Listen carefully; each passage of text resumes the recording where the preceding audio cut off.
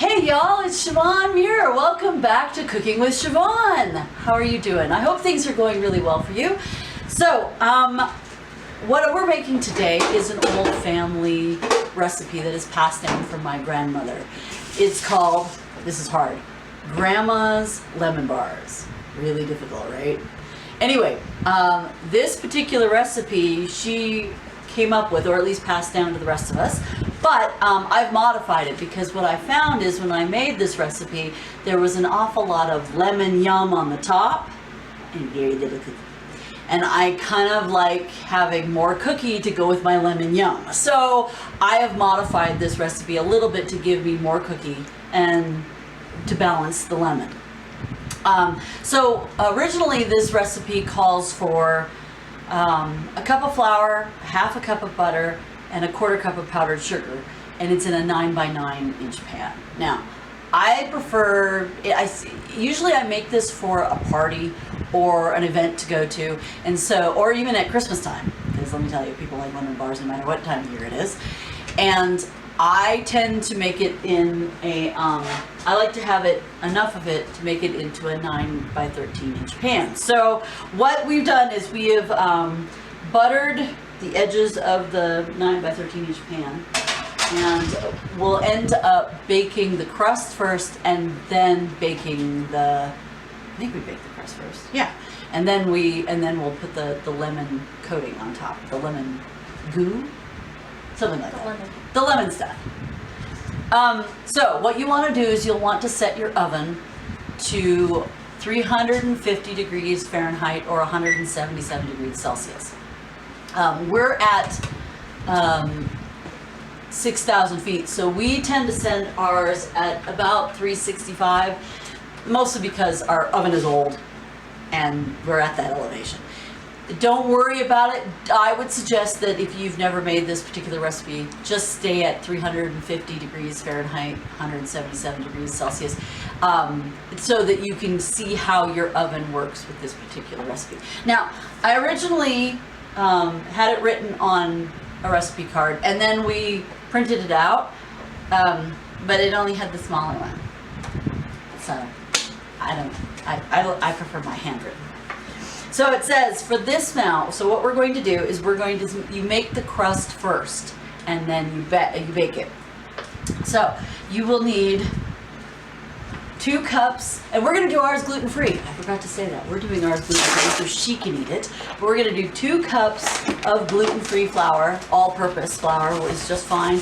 If you are not doing this gluten-free, any old flour will work. Do you have enough?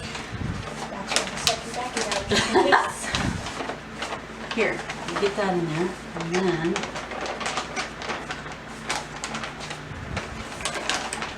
put it over the thing. There you go. That sounds like it. That's perfect. What do you think? Yeah. Yeah? Oh, there is a little bit left. So what I would do is open the other one and pour this in there. All right, so that's 2 cups of gluten-free flour. Into that, you add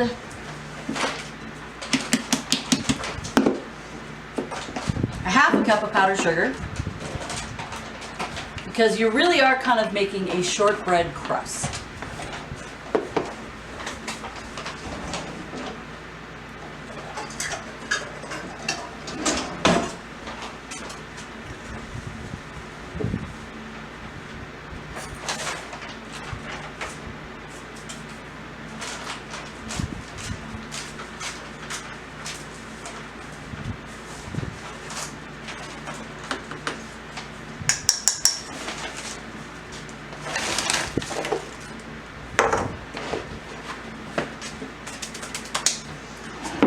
And then, I'm afraid to pick these things up.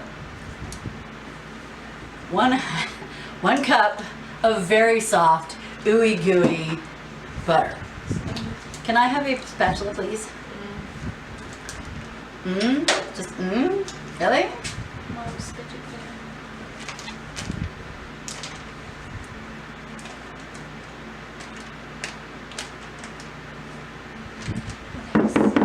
You are very welcome. whatever. Oh gosh, this is easy. This is like liquid. It is. It's like liquid. Look at this. Yeah. And it's kind of like, I'm surprised this thing held its shape.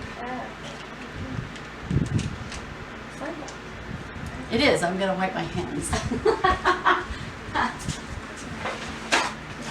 All right. Okay. Now, using a wooden spoon, you could probably, if your butter was harder, you could probably use like a pastry cutter to mix all of this. But because this is so soft, you're only going to really need a wooden spoon. And also, start stirring slowly. Slowly is important because this is a lot of powder and it can go poof. Won't that be fun? So, you know, work it slowly. And make sure it is completely mixed and combined.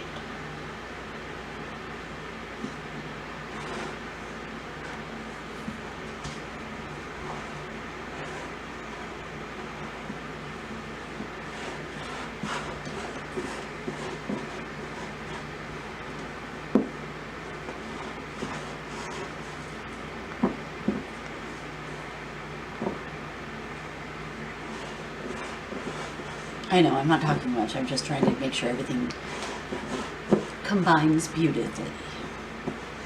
Because this is going to be your crust. Oh, it's so pretty.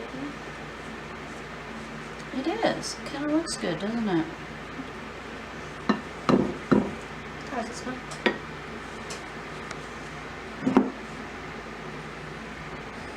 Like crust. Now, you can choose to add to this. You could add vanilla or you could add almond. But remember, you are eating it with lemon. So usually the crust doesn't have any flavor in it because you are using it as a base for a very flavorful mix. That'd be good. Lemon? Yeah. Only lemon. You know what we should do? I just had a thought. What? Not for this recipe, but for another one, which, you know, is irrelevant. So I'll shut up now. All right, so what you're going to do with this, now that it is pretty much combined, is you're going to press it into the bottom of the pan. That way you have the crust and you need to spread it out. This is gluten-free flour, so I'm pretty sure this sucker's not going to spread real great. So we'll have to pat it into the corners. Just gonna kind of get it out of the bowl. Because it's crumbly anyway, you won't really have to worry about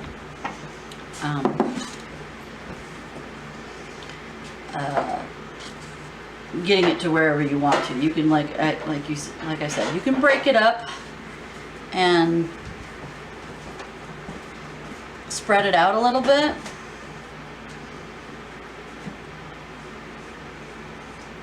Don't leave it like this. You need it to be a full cookie crust.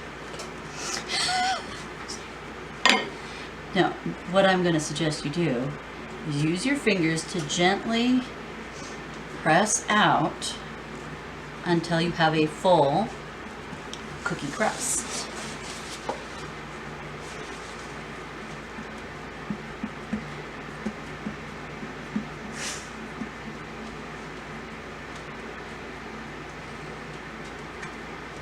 You want to keep it about the same depth, Depth, yeah. thickness. Thickness. You kind of want to keep it about, you know, you. Sorry, that's a little allergy. Flashback to memory. No, see what's it. Yeah, flashback to losing the eggs off the. So you want it to be kind of solid and even.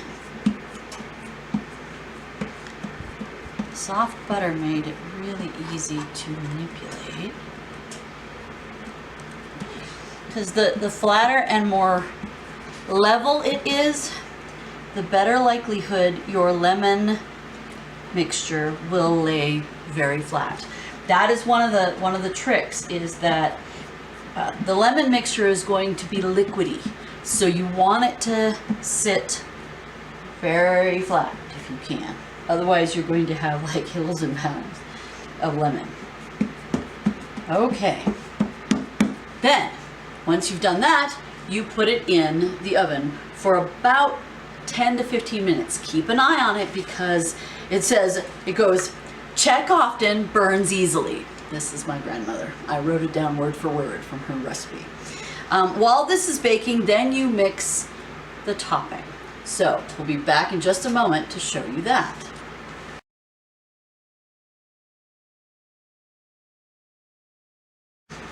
All right, so timer just went off.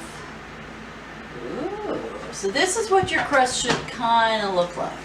Again, remember you're going to bake it again, so if it looks this kind of pale, don't worry about it. So we're gonna just let it sit here and cool a little bit. It's not gonna totally get 100% cold, but it'll cool a little bit. Remember though, we are gonna bake it again, and that'll make a difference. Okay. Okay, so what do you need for the topping?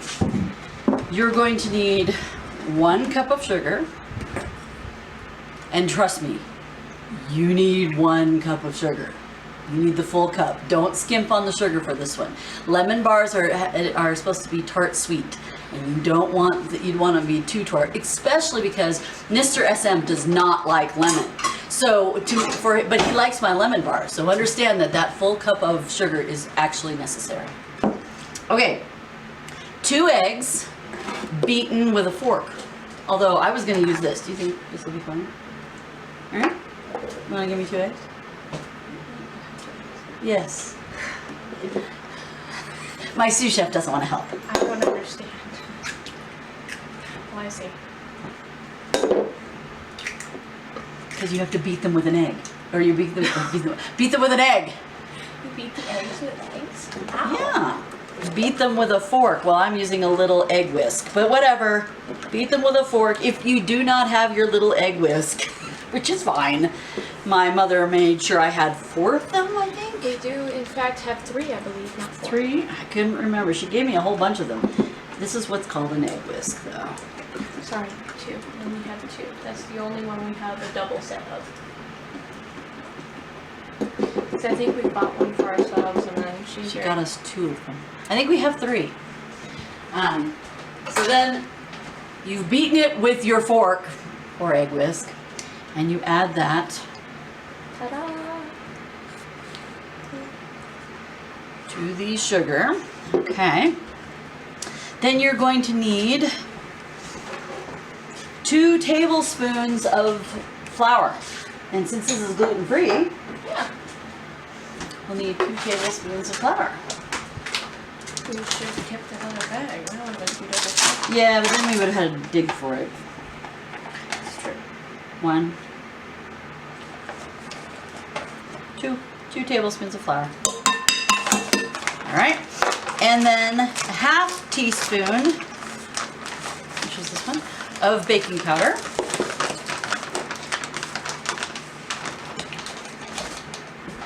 Half teaspoon baking powder.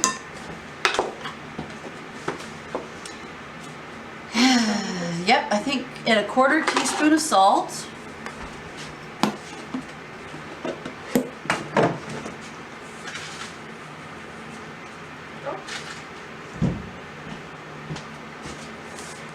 Teaspoon of salt, and then 3 tablespoons of lemon juice. Remember, if you have this real lemon stuff, remember to kind of shake it up. You don't have to do, we're not talking like bottle rockets or stuff. Just shake it up to get it mixed well. But 3 tablespoons of lemon juice. And I want to hold on to it. There's these little. There we go. That's better. 1, A little bit. 2. Better? Yeah. I myself am not a huge fan of alcohol. Oh, but you like my lemon bar. I like your lemon bars. Okay. Now, I happen to have a whisk here. What you're going to do is mix them all together until it's smooth. You could probably use an air beater. You could probably use a hand mixer. You can even do it in your stand mixer. But honestly, this doesn't take that much power. I don't think we need these anymore. Do we? Nope, we're done with those. Ooh, this is good.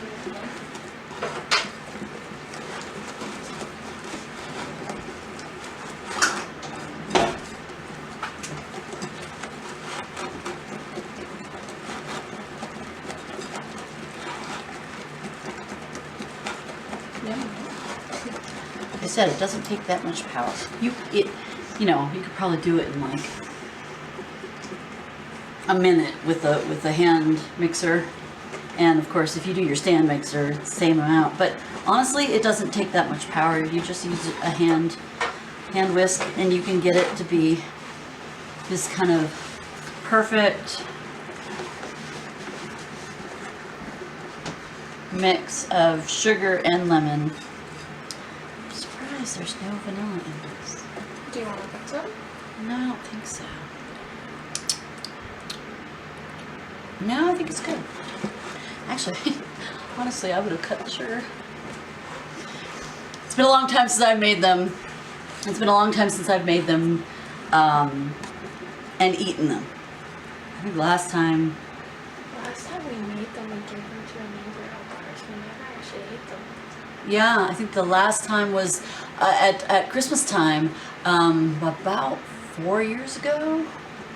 I think Christmas time, that's the last time I made them. No. 2019. 2319! Oh, no, wrong. 2019 because he came to check on us and Neil at number 2 and I were at home and you were at the store or something and you had lemon bars for them because of, I don't know, they helped out with something. So in our gratitude we gave them lemon bars and they gave us snickerdoodles. Oh, that's right. Oh boy, those snickerdoodles were good. Oh no, they were, yeah, they were. They were snickerdoodles. They're snickerdoodles. Okay, so once you have mixed your lemon topping, and it's going to be kind of a milky white yellow, you're going to pour it across the still warm cookie crust. All right. Now remember, it is very liquidy, so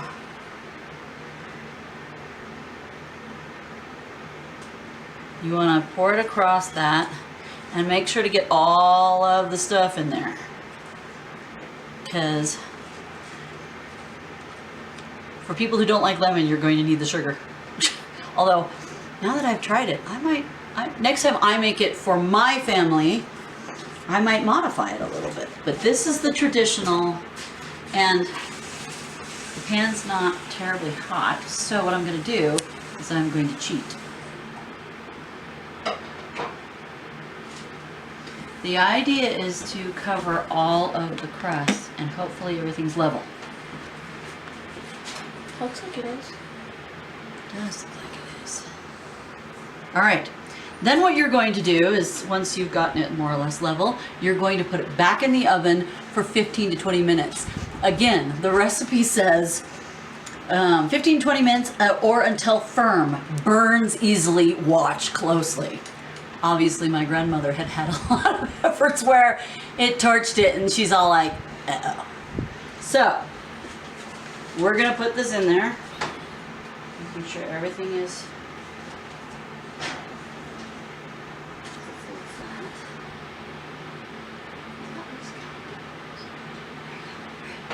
and let it bake at the same temperature. Don't change your oven at all. The same temperature, 350 degrees Fahrenheit, 177 degrees Celsius for 15 to 20 minutes. Again, when you get to your end of your 15 minutes, take a look at it. Make sure it's not dark on the edges. You want it to be browned a little bit, but you don't want it to be dark. If you need to, then you'll want to cook it another 2 to 5 minutes. But again, as Grandma says, watch closely, it burns easily.